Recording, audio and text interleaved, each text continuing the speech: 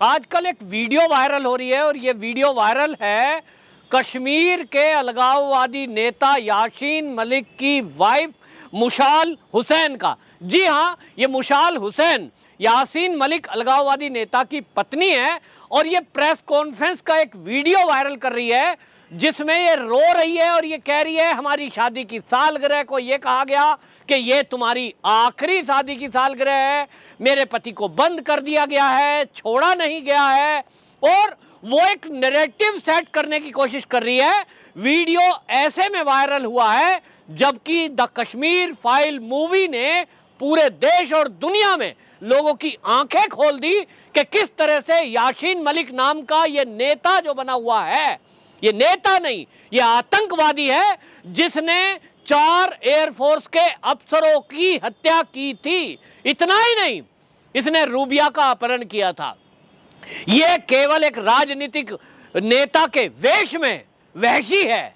और इसको लेकर के आपको बता दूं कि 1990 की घटना थी, लेकिन मोदी सरकार आई तो 2020 में, यानी आज से 2 साल पहले लगभग, ये केस को देखा गया, कार्रवाई हुई और आज वो तिहाड़ जेल के अंदर बंद है। अब ये वीडियो करती है।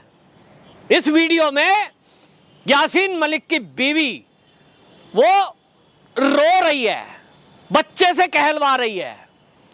इसको देखकर जनता का दिल नहीं पसीज रहा है। लोग खुश हैं कि जो आदमी नरसंहार कर सकता है, हत्या कर सकता है, बलात्कार जैसी घटनाओं को अंजाम देने में सहायक हो सकता है, जो कश्मीरी हिंदुओं के विस्थापित के लिए जिम्मेदार लोगों के साथ खड़ा था, ऐसा यासीन मलिक, उसकी बीवी, उसके बच्चे, यदि आज वो समझ रहे हैं कि दुख क्या होता है तो जनता खुश है। लेकिन आपको बता दूं, यदि आप ये वीडियो देखकर उसका प्रेस कॉन्फ्रेंस वाला यासीन मलिक की बीवी का, और आप ये सोच रहे हो कि मुशाल हुसैन वाकई में रो रही है, तो ये आपकी भूल है।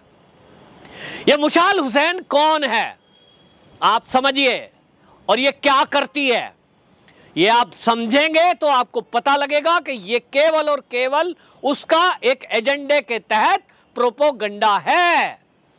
ये केवल और केवल नाटक करके पूरी दुनिया में भारत और भारत की सेना को बदनाम करने की एक साजिश है। ये जो मुशैल है, इसकी शादी हुई 20 साल छोटी है।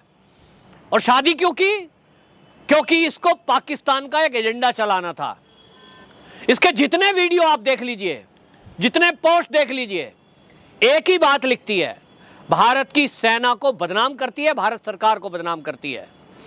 ये अपने ट्वीट में और ये अपने भाषणों में ये अभी तक ये एजेंडा चला चुकी है कि भारत के अंदर भारतीय सेना ने कश्मीर में अभी तक 11,000 रेप किए हैं। ये बोलती है 22,000 जो विधवाएं हैं, यानी उनके जो पति है, उसको भारत की सेना ने मारा है। इस तरह का एजेंडा चलाने का काम है। और जितने ये ट्वीट करती है, यूएन को टैग करती है, यानी यूएन में ये संदेश देना चाहती है कि कश्मीर के लोग भारत की सेना से और भारत की सरकार से इतने दुखी हैं। और ये नैरेटिव चलाने के लिए कश्मीर की महिलाओं से इंटरव्यूज करती है, उनके फोटो करती है और फोटो ट्वीट करती है। ये देखिए, ये कश्मीर की मुस्लिम महिला ये दुखी है, इसके पति को मार दिया। सेना कितने अत्याचार कर रही है। तो आपको बता दूं, ये जो है एक नैरेटिव चलाने वाले काम है। जो लोग ये सोच रहे हो कि ये मुशैल जो है दुखी है, रो रही है, कुछ लोग कह रहे हैं अब पता लग रहा है, नहीं, इन पे कोई फर्क नहीं पड़ता, नैरेटिव चलाती है। फैक्ट चेक का दावा बताता हूं मैं आपको। फैक्ट चेक का दावा है कि आखिरकार ये कर क्या रही है।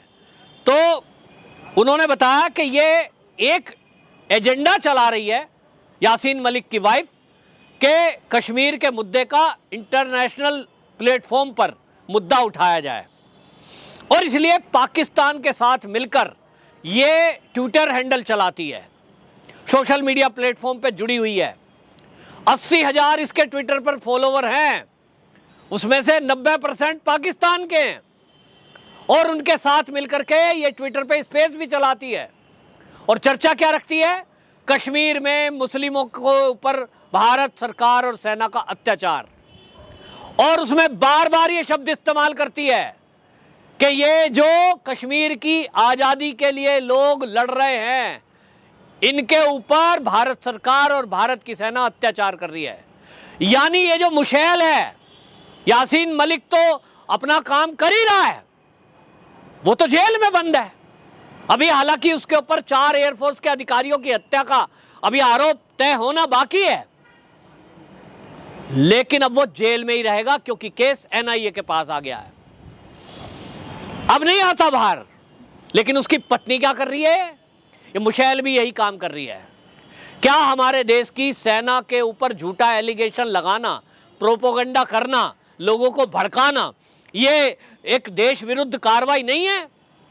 तो ये मुशैल जेल से बाहर क्यों है? मैं मांग करता हूं भारत सरकार से, मैं मांग करता हूं एनआईए से कि ये जो यासीन मलिक की बीवी है, जो ये नैरेटिव चला रही है, जब हमारे पास सोशल मीडिया प्लेटफॉर्म के जरिए, फैक्ट चेक के जरिए, कुछ संस्थाओं के जरिए ये सबूत हैं कि उसकी बीवी भारत सरकार और सेना को बदनाम कर रही है और कश्मीर में भड़काने का काम कर रही है लोगों को। जो लोग सेना पर पत्थर मारते हैं, जो लोग सेना के विरुद्ध हथियार उठाते हैं, उसके पीछे अगर किसी का हाथ है तो मुशाल हुसैन जैसी महिलाओं का हाथ है। ये एक एजेंडे के तहत ये यासीन मलिक की बीवी बनी है। कहने को ये पेंटर है, नगनी नगनी फोटो बनाती है। ये बिल्कुल ठीक ऐसे है जैसे फिल्मों में दिखाते हैं कि पेंटिंग बनाई, उसको कहेगी पाकिस्तानियों ने खरीद लिया, उसकी एवज में इसको पैसा दिया, ताकि सरकार, यदि भारत सरकार कभी छापा मारे, पूछे कि आपके खाते में जो ये पैसे आ रहे हैं करोड़ों रुपए, ये किस एवज में आ रहे हैं, तो कहे मेरी पेंटिंग खरीदी थी। ये एजेंडा है, ये षड्यंत्र है। कोई पेंटिंग नहीं खरीदता, पाकिस्तान तो कंगाल पड़ा है, लेकिन चीन पैसे देता है पाकिस्तान को, पाकिस्तान या अरब कंट्रियों को, और उसके जरिए होते हुए इन लोगों के बैंक अकाउंट में पैसे आते हैं। ये लेके आते हैं, टूर पे जाएंगे घूमने, वहां से सामान लाएंगे महंगा महंगा, गोल्ड ले आएंगे। पेंटिंग के नाम पर ये हवाला के जरिए आतंकवादियों की मदद करने का काम करती है। और इसलिए आपको बता दूं, फैक्ट चेक ने बताया कि ये जो मुशाल हुसैन है, यासीन मलिक की बीवी, यासीन मलिक जो कर रहा है उसकी सजा उसे मिल रही है, जेल के अंदर बंद है, अभी मिलेगी, लेकिन ये भी झूठी खबरें फैलाने का काम करती है।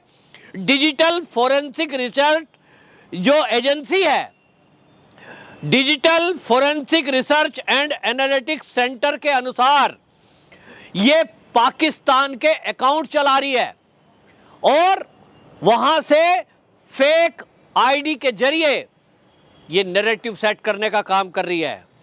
ये यूएन को टैग करती है अपने ट्वीट, और औरतों की फोटो करती है जारी, और नैरेटिव चला रही है। आज ये वीडियो हालांकि पुरानी है जो उसका प्रेस कॉन्फ्रेंस करते हुए है, लेकिन सवाल ये उठ रहा है कि लोग केवल ये बताना चाह रहे हैं, जो पुरानी वीडियो को वायरल कर रहे हैं, कि देखिए यासीन मलिक आतंकवादी गतिविधि करता है और उसकी पत्नी किस तरह से उसके लिए बैटिंग करती है, प्रेस कॉन्फ्रेंस कर रही है, फिर उस वीडियो क्लिप को यूएन को टैग कर रही है, फिर दुनिया में भेज रही है, और कहती क्या है? भारत की सेना हमारे ऊपर अत्याचार कर रही है, भारत की सेना कश्मीर के अंदर कश्मीरी महिलाओं के, मुस्लिम महिलाओं के रेप कर रही है। क्या ये राष्ट्रद्रोह नहीं है? सवाल है। और इसलिए देश की जनता ये मांग कर रही है कि यासीन मलिक की ये जो बीवी है, ये जो नैरेटिव सेट कर रही है, ये जो हमारी सेना को बदनाम कर रही है, तत्काल इसके ऊपर भी देश विरोधी गतिविधि के कारण ये धाराओं में इसके ऊपर केस दर्ज होना चाहिए और इसको भी जेल में डालो। नहीं तो ये इसी तरह से जहर फैलाते रहेंगे, हवाला के जरिए पैसे लाते रहेंगे, गोली चलाना, पत्थरबाजों को पैसे पहुंचाते रहेंगे, ये खेल कभी खत्म नहीं होना। ये द कश्मीर फाइल से ये सारे कुकुर मुत्ते की तरह निकले हैं, जैसे बरसात में कुकुर मुत्ते निकल जाते हैं ना, मेढक निकल के टर करते हैं, सब निकल के आ रहे हैं। हमने देखा इस मोदी सरकार के आने के बाद, पता नहीं मोदी जी कौन सी ट्रिक करते हैं कि ये सारे देश विरोधी एकदम निकल करके बाहर आते हैं। सीए का विरोध हुआ तो हमने देखा एएमयू, जेएनयू और जामिया, सड़कों पे, शाहीन बाग, सब निकल करके आए, देश को पहली बार पता लगा कि अरे इतने सारे सपोले पल रहे हैं, ये बिच्छू हमारे आस्तीन में बैठे थे, पहली बार पता लगा। किसान आंदोलन हुआ, फिर लोगों की आंख खुली, अरे किसानों के भेष में भी ऐसे बैठे हैं जो तिरंगे का अपमान कर सकते हैं। आज पता लग रहा है द कश्मीर फाइल के जरिए। यूं तो कहने को वो एक मूवी है, मूवी बनती है या तो मनोरंजन के लिए या तो कोई बनाता है उससे पैसे कमाने के लिए, लेकिन ये पहली बार हो रहा है कि एक मूवी वो पैसे भी कमा रही है रिकॉर्ड तोड़, लेकिन वो देश के अंदर ऐसे सपोले, ऐसे बिच्छू वो निकल करके सामने आ रहे, उसका काम कर रही है। तो द कश्मीर फाइल अब पहली बार ऐसे देश विरोधी लोगों के मुक्ते पर से पर्दा हटा रही है। आज फारूक अब्दुल्ला का भी बयान आया, और फारूक अब्दुल्ला क्या बोल रहे हैं, द कश्मीर फाइल मूवी जो है ये तो बेकार है, ये तो जो है नफरत फैला रही है। अच्छा, तो प्यार आपने फैलाया था। क्या कहते हैं, हिंदुओं के पलायन को देखते हुए मेरे आंसू आ गए थे, मेरा दिल भर आया था, मैंने बहुत कोशिश की थी। क्या कोशिश की थी भाई तुमने? तो नैरेटिव फैला रहा है फारूक अब्दुल्ला। वो क्या कह रहा है, ये जो विस्थापित हुए कश्मीरी हिंदू ये तो जगमोहन की वजह से है। वाह भाई वाह फारूक अब्दुल्ला, बोला भी तो टेढ़ा बोला। तू कहेगा और हम मान लेंगे, तुमने कहा और हमने मान लिया। हम मूर्ख हैं, हमारे पास ना बुद्धि है ना ज्ञान है, हम तो जानते ही नहीं है कि जिस दिन ये घटना हुई 19 जनवरी 1990 में, जब वो कश्मीर के हिंदू भगाए जा रहे थे, उस टाइम तक तो जगमोहन को दिल्ली में लेटर भी नहीं मिला था, और इसकी प्लानिंग पिछले 5 साल से चल रही थी। तुम मौन बैठे थे, पिक्चर में रोल दिखाया गया ना तुम्हारा कि कोई कार्रवाई करने को मना कर दिया। आज आपकी पोल खुल रही है तो बौखला रहे हो। ये सब बौखलाहट में निकल करके सामने आ रहे हैं। देश की जनता को तय करना है कि इनके लिए भी एक अभियान चलाया जाए, जहां हम कश्मीरी हिंदू विस्थापितों को पुनर्वास की बात कर रहे हैं, उनको न्याय की बात कर रहे हैं। हमें एक ट्रेंड और चलाना पड़ेगा कि उसके दोषियों को सख्त से सख्त और तुरंत सजा मिले, जिसमें यासीन मलिक और उनकी पत्नी फारूक अब्दुल्ला जैसे नेता भी हैं। वंदे मातरम।